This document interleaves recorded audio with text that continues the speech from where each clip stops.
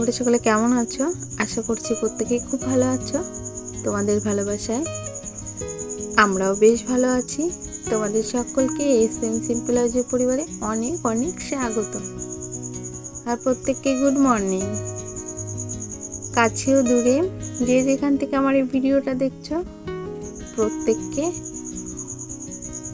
বুক ভরা ভালোবাসা জানিয়ে, আন্তরিক অভিনন্দন জানিয়ে আজকের ভিডিওটা আমি এখান থেকেই শুরু করছি। আশা রাখছি তোমাদের আজকের আমার এই ভিডিওটা তোমাদের খুব ভালো লাগবে। আর বন্ধুরা প্লিজ স্কিপ করে করে দেখো না, ফুল ভিডিওটা দেখো আর আমার সাথে থাকো, এইটুকু অনুরোধ রইল। আর জানো তো আজকে ওই যে রেগুলার যেটাই বলি, আজকেও আমি সকাল সকাল ঘুম থেকে উঠেছি। ঘুম থেকে উঠে ভেবেছি এখন সব কাজবাজি হয়ে গেছে, আর আজকে যেহেতু রবিবার ভেবেছি স্নানটা করে নেব। তা দেখো, যেহেতু পাড়া দিয়ে এক দাদাভাই যাচ্ছিল মাছ নিয়ে, তার থেকে মাছটা নিয়েছে, কাতলা মাছ নিয়েছে আর চিংড়ি মাছ নিয়েছে। তাই দেখো মাছটা আমি কুটে নিলাম। এই যে মাছটা কোটা ধোয়া হয়ে গেছে আমার। এখন চলে যাব, কিছু জামা কাপড় আছে সেইগুলো ভিজিয়ে দেব, তারপরে একেবারে স্নানটা করে নেব।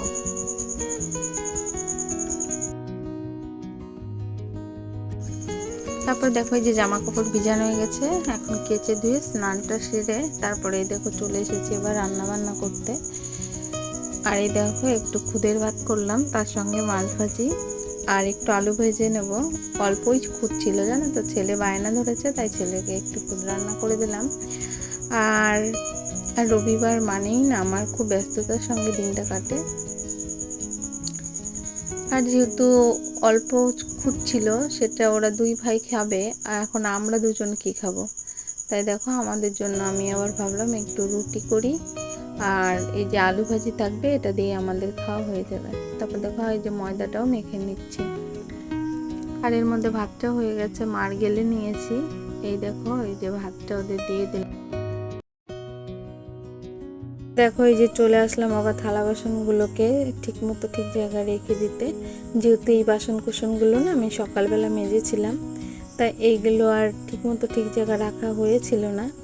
যেহেতু দেখতেই তো পাচ্ছ একটার পর একটা করেই যাচ্ছি, আর তার মধ্যে না এত গরম পড়েছে, গরমে পুরো ঘেমে স্নান করে গেছি আমি, জানো তো প্রচণ্ড ঘামা ঘেমে গেছি আমি।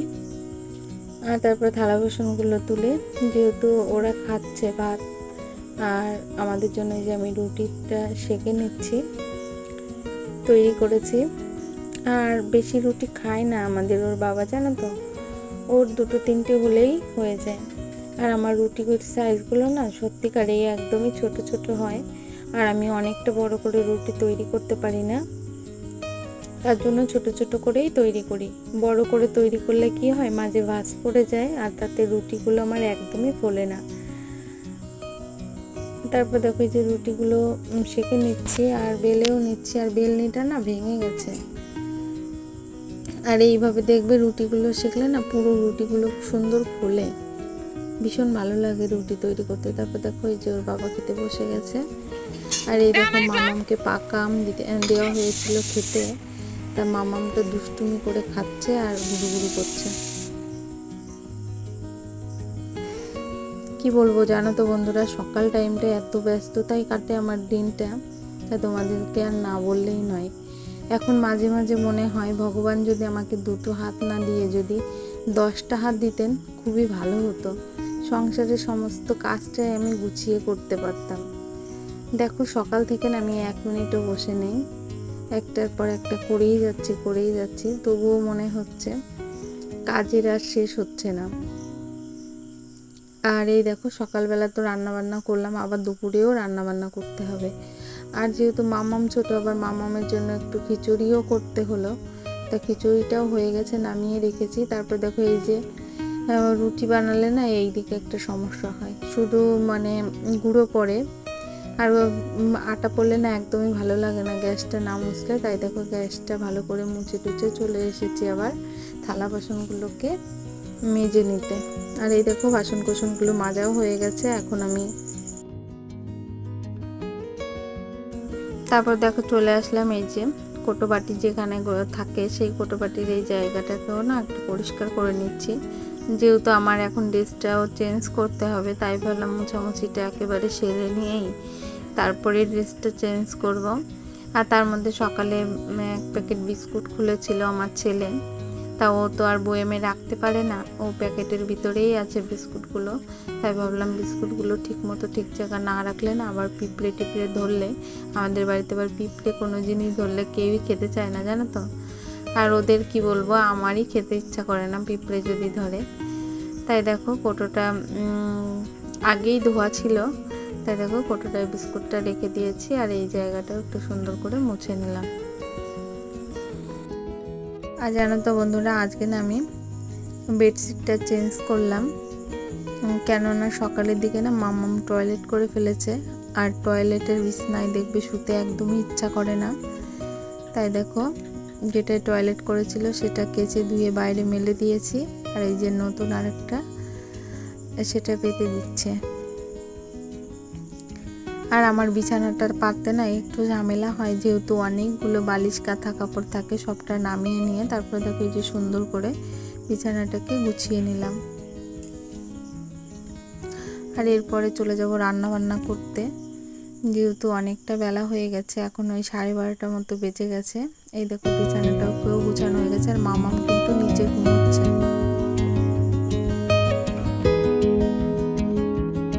তো বন্ধুরা, এত গরম পড়েছে তাই তোমাদের সঙ্গে আজকে পুরো রান্নাটা শেয়ার করতে পারলাম না। আর আজকে রান্না করেছি হলো ঝিঙে দিয়ে চিংড়ির ঘন্ট, আর একটা শাক করেছি কমলি শাক, আর হলো কুমড়ো দিয়ে কাতলা মাছ, তার সঙ্গে চিংড়ি মাছও দিয়েছি। আর এইদিকে দেখো গরম গরম ভাত, এখন ওদেরকে খেতে দিয়ে দেবো। আর এই দেখো আজকে ছেলেকে খাইয়ে দিচ্ছে ছেলের বাবা। আর দুপুরের খাওয়াটা না ওর বাবা বাড়িতে থাকলে ছেলেকে, আর এই দেখো মেয়েও খাচ্ছে। আর ছেলে বলছে মা আজকের ঘন্টটা খুব সুন্দর হয়েছে। দেখো ঘরের কি অবস্থা করেছে আমার মেয়ে। ব্যাগ নিয়ে যাও, দাদার ব্যাগ ঘরে নিয়ে যাও। নাও কাঁদে নাও ব্যাগ। আর পরে ব্যাগ কাঁদে নাও। হয়ে গেছে, তো ব্যাগটা দেখো দুয়ারে বাচ্চা হ্যাঁ রেখে দিয়েছে। পারবে নাও। বোন টানাটানি করছে। নাও দাদার ব্যাগ নাও। ছেলের ব্যাগ এত দাদা ভাইয়ের ব্যাগ না প্রচন্ড ভার, তুলতেও পারছে না নাড়াতেও পারছে না। নিয়ে নাও। আর খুব টানাটানি নাও। ছিল ব্যাগটাকে ঘরে ব্যাগ নিয়ে নাও। যাবে। কাঁদে নাও ব্যাগ। কিছুতেই পারছিল না। না আমি কিন্তু ঘুরতে নিয়ে যাবো না। ব্যাগ নাও, আগে ব্যাগ নাও। দূর পাঠাই যে ব্যাগ নাও। ওই দেখো রেস্টে বসছে এখন। ওই যে বললাম ঘুম করাবো, তা ঘুমোলো না। আর ওই দেখো এটা বসে বসে কি করছে। এই ব্যাগ নিলে না কেন? ব্যাগ নাও। এই নাও, আমারই নিতে হবে। ছেলে পড়ে এসে এখানে ফেলে রেখে চলে গেছে। আর আমার হাতের পলাগুলো না বাড়ন্ত। ওই দিক না, পরে দিকে নাও, পরে নিয়ে যাও। সময় দাও, আমি নেবো, মানে ও তারপরে যে আবার না দাম দেবো পাচ্ছে না। দাও ভীষণ মজা লাগছে। পাচ্ছে না। না ব্যাগ নাও। বসে বললো আবার বাবা রেস্টে বসলো। এই রেস্টে বসলে হবে, ব্যাগ নাও আগে। বারবার রেস্ট নিচ্ছে, এক ব্যাগ নিতে যায়, দেখেছো? এই ওই হাতে কি ওটা? কি দেখি? তাই বন্ধুরা, এই পর্যন্ত ব্যাগ নাও, যারা ব্যাগ নাও, আমার ব্যাগ নাও। সাথে আছো, ব্যাগ নাও। এই পর্যন্ত যারা আমার দাও, উপর সাথে থেকে একটু আছো সামনে দিকে তাদের এনেছে। প্রত্যেকের কাছে এখন আবার রেস্ট একটাই নিচ্ছে অনুরোধ, মেয়েটা। প্লিজ তোমাদের নিতে পারছো না ব্যাগটা? ব্যাগ নাও, এই ব্যাগ নাও। ভিডিওর ব্যাগ নাও, কোনো দাদা, ব্যাগ নাও। অংশে একটু ভালো লেগে থাকে অবশ্যই ভিডিওটা একটা লাইক করো, আর অবশ্যই কমেন্ট করো। আর যে ব্যাগটা সকল হাতে যে বন্ধুরা মুখের আওয়াজ করছে কি দারুণ এখনো দারুণ। পর্যন্ত আমার চ্যানেলটিকে সাবস্ক্রাইব করোনি, তোমরা চাইলে পারছো না মা? চ্যানেলটিকে পারছো না সাবস্ক্রাইব তুমি? করে আমার ছোট্ট পরিবারের পাশে থাকতে পারো। আর যারা অলরেডি এই কাজটা করে দিয়েছো তাদের প্রত্যেকে অসংখ্য অসংখ্য ধন্যবাদ। তারপর দেখো এই যে জামা কাপড়গুলো শুকিয়ে গেছে, তাই জামা কাপড়গুলো সমস্তটাই ঘরে নিয়ে এসেছি। ঘরে আনার পরে তারপরে দেখো ভাঁজ করেও নিচ্ছি। আর জানো তো বন্ধুরা, দুঃখের বিষয় একটাই, এই যে তো তোমরা ভিডিওতে দেখতে পেলে সারাদিন কতই না কাজকর্ম করলাম, সবটা তো তোমাদের সঙ্গে শেয়ার করা হয় না, কিছুটা তোমাদের সঙ্গে শেয়ার করি আর পুরোটাই ব্যাক ক্যামেরায় করি। কিন্তু কথাটা শুনে এতটা খারাপ লাগতো না, কেননা উনি বলেছেন যে আমি সারাদিন নাকি ফোন দেখি। এই কথাটা শুনে আরও বেশি খারাপ লেগেছে, যেহেতু ওই যে বললাম ভিডিও করাটা একদমই পছন্দ করে না আমাদের খোকার বাবা, তবুও জোর জবরদস্তি আমি এই ভিডিওগুলো করছি। তার জন্য না আরও বেশি কষ্ট লাগে যে সারাদিন 1 মিনিটও বসতে সময় পাই না, সারাদিন একটার পর একটা করেই যাই মাম্মামকে নিয়ে, তবুও তার মনটা আমি পাচ্ছি না।